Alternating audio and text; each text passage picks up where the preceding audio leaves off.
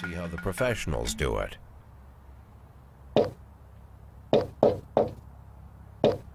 Some might say the chief of police has no business in an institution like this, but in fact it's the quietest and safest place in town. You won't run into any reporters, nobody gets into any fights, nobody drinks too much, nobody even raises their voice. The place is owned by an elderly gentleman who knows how to keep things under control. That's why I never invite my friends here. I wanted to make an exception for my 60th birthday, but most of my colleagues are young enough to be my sons, and they'd rather just hire prostitutes. Why stare at some boobs when you can take the whole package for yourself? But there's none of that in our club. Even looking too long is considered indecent. You can get an occasional glimpse, like by accident. The rest of the time you just pretend that you're immersed in conversation, or just come by for a drink. Doesn't mean these gentlemen wouldn't want their bald heads smothered in tits. It's just that nobody says it out loud. My younger colleagues might call it hypocrisy, but I call it the good old-fashioned manners. Good manners and leave the rest unsaid. She agrees to unbutton her blouse, and we agree not to pay too much attention. The girls are on a quiet prowl, too. They're looking for a way out of their cramped rooms. Maybe make friends with some wealthy patron with a pacemaker and dentures. Everybody wants something. But we have to control ourselves, or we'll all turn into libertines and prostitutes. Hell, if there weren't any rules, I'd be belching and farting, jumping up on the table, arms held high, yelling, "Shake it, baby!"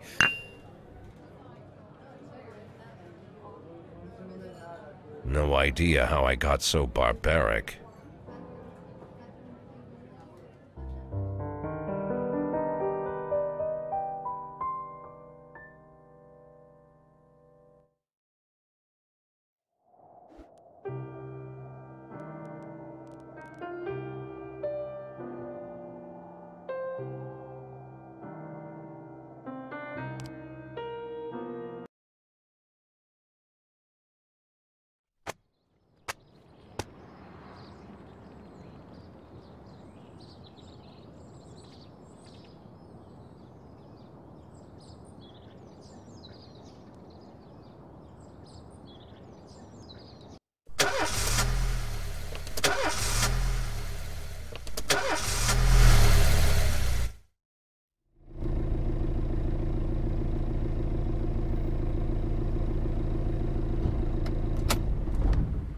When I was a kid, my father sometimes told me at bedtime that if I closed my eyes and didn't open them for a long time, all the demons would blow away.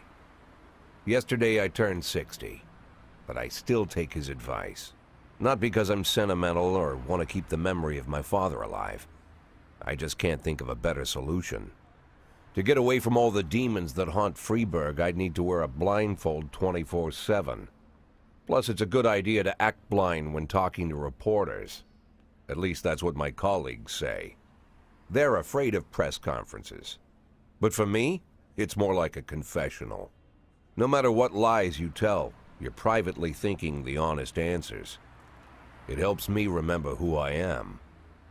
The fact that I'll be reading all about it in the papers tomorrow is a small price to pay. Call it penance for the preacher.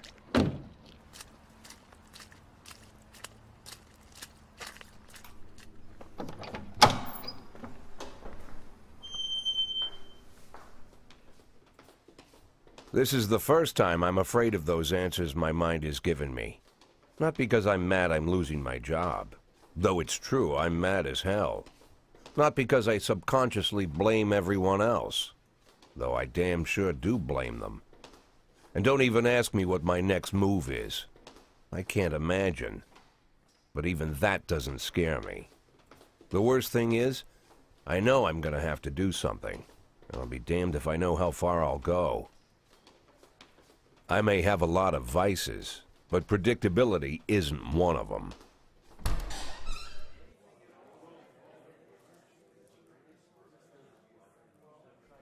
I learned a long time ago how to drive away the swarming demons. But what do you do when they're trying to rip your soul from your skin? Shutting my eyes tight as I can. The best solution remains the same. Play blind. I just hope the reporters think I was blinded by the camera flash.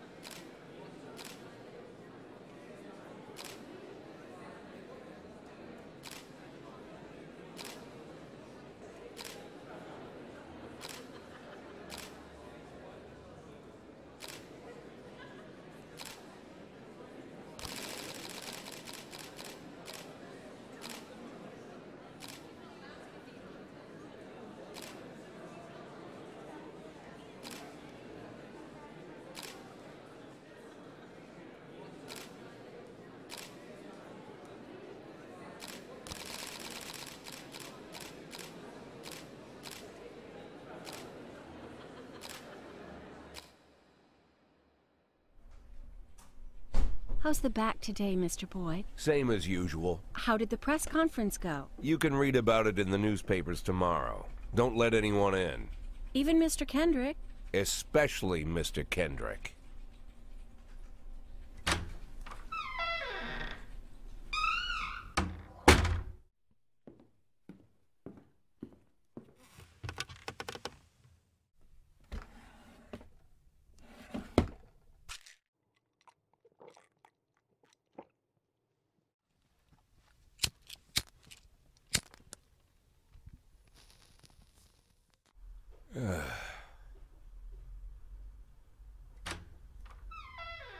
As soon as I heard the door creak, I knew what face I'd see.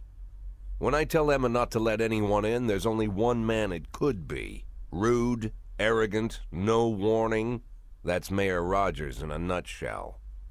White summer shoes, white socks, white shorts, white polo shirt, and the white smile of a hungry shark. Mayor Rogers enters every room like he owns the place. Even the floorboards under his feet sound like they're creaking an apology. He never shied away from the odd corruption scheme. It's like the devil walks behind him. In the movies, the villains controlling the city play golf with the judges. Rogers plays tennis with them instead. That's about the only difference. Jack, I was hoping to catch you after the press conference. You ran away so quick. There's no smoking at City Hall. No reason for me to hang around. Well, this morning I signed a ban on smoking in all public buildings. Soon you won't be able to smoke here either. Soon enough I won't be here at all. That's what I wanted to talk to you about. The people of this city like you, Jack. The police chief of all people. Don't betray that, Jack. Don't get wrapped up in any schemes. Sit nice and quiet for the next 180 days, and you'll be remembered as a hero. That's the only thing that you still have left. Be the hero. Then how am I supposed to scrape together a retirement fund? You had a million chances to secure a luxury pension, one that even I would have envied, although I've never set aside any money for myself. I'm not planning to retire anytime soon.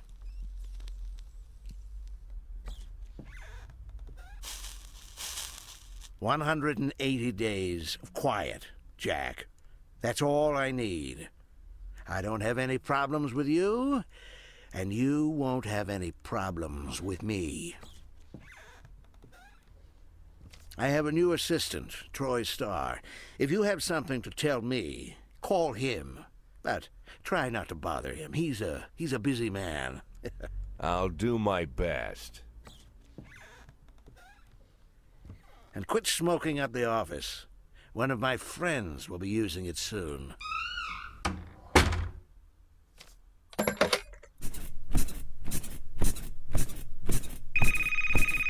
Oh, I'm sorry, babe. Only the mayor has this number.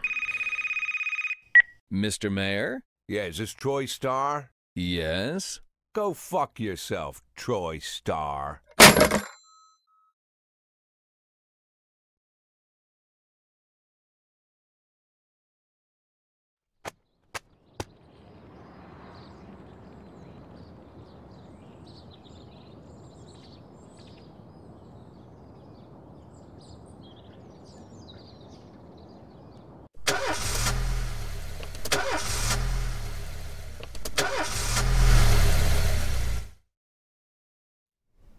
Cops don't use the police station cafeteria anymore.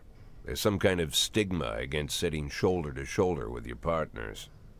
Everybody just takes snacks from the machines or grabs a meal and hammers it down in the corner like a vulture on a corpse. The main thing? Don't look into anyone's eyes. Could be construed as an invitation to sit together. The only people eating here are ghosts.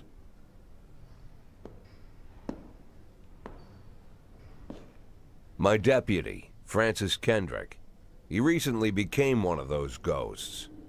The subject of one of the most devastating corruption scandals in the history of Freeburg. No evidence to support the accusations, but everyone knows Kendrick's days are numbered. I need that file I asked for. Needs to be ready tonight.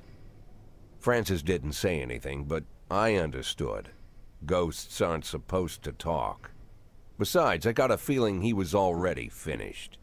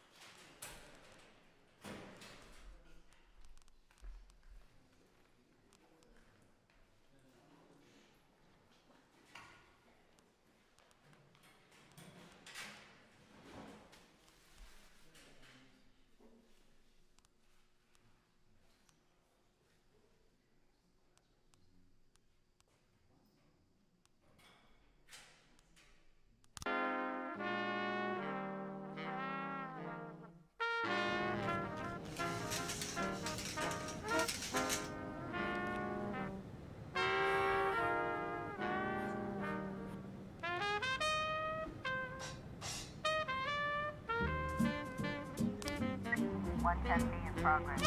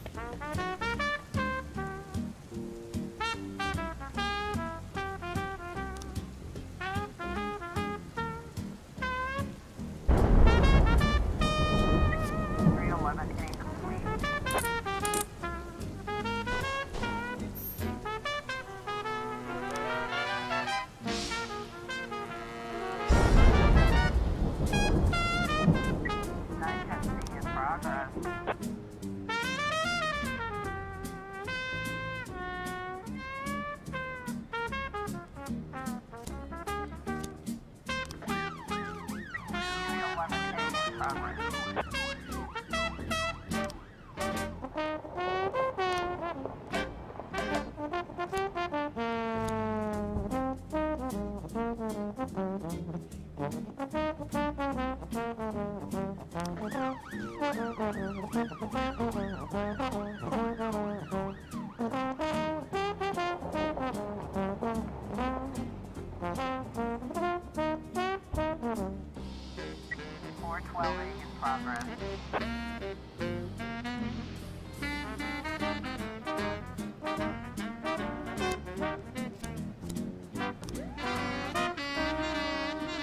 We've got a situation here.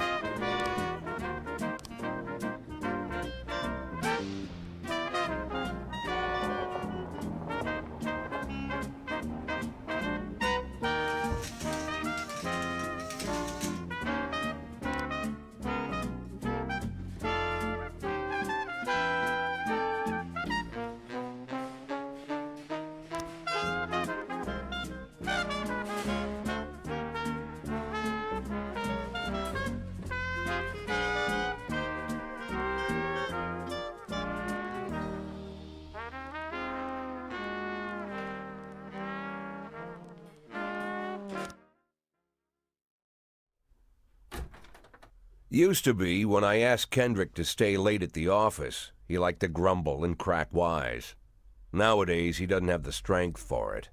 Slumped shoulders, blank stare, wrinkled skin. The past few weeks, I don't hardly recognize my old friend. In his younger years, he reminded me of a gallant royal officer in an old Kipling story. Kendrick isn't just crumbling under the weight of the public pressure, but from the shame of it all. Internal Affairs raided the library he inherited from his grandfather, hoping they'd find buckets of cash stashed in the pages. Heard about the look on his face, the fearless policeman standing helpless in horror.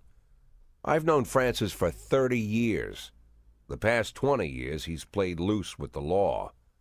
And I know that at a certain point every stolen dollar brings more misery than anything else. Probably sounds crazy, but I sympathize with the guy. What can I do? Your friends are your friends, and these are the waters we swim in. Called all of the people on that list today.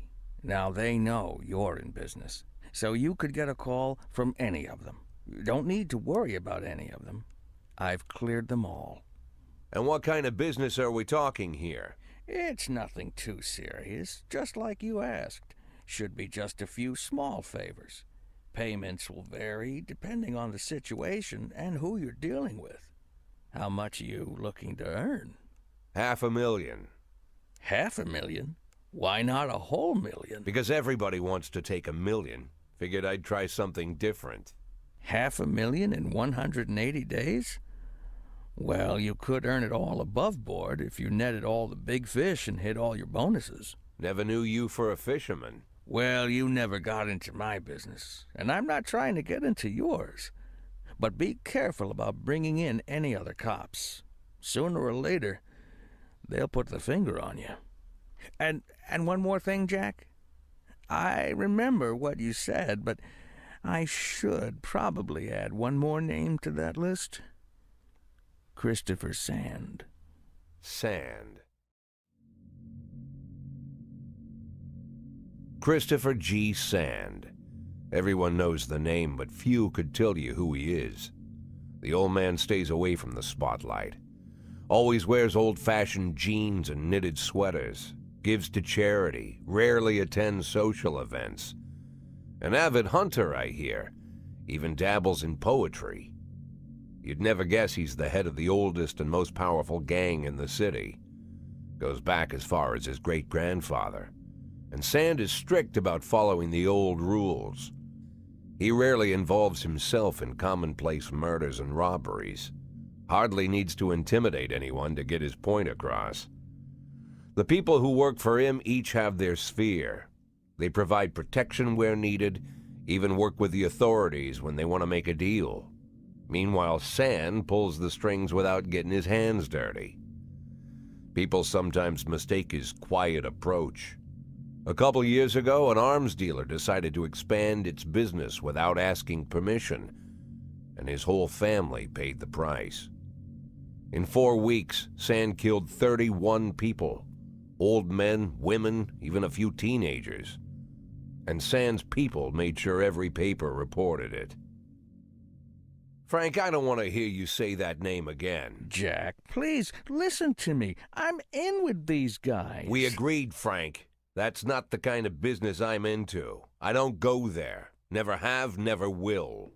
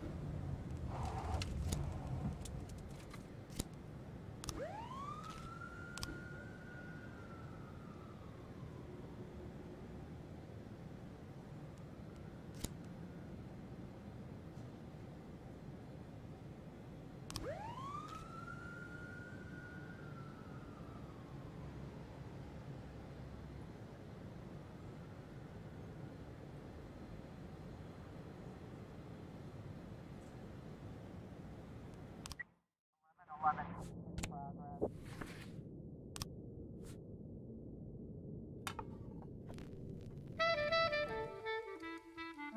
in progress. 1210 complete.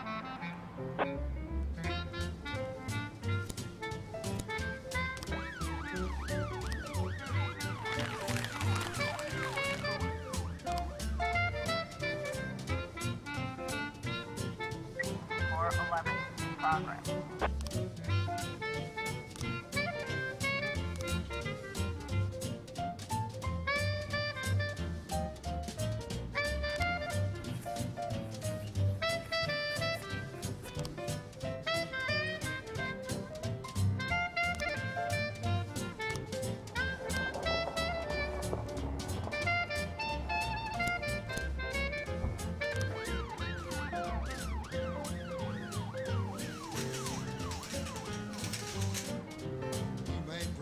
Officer, looks I'll like we take have a 10 situation here.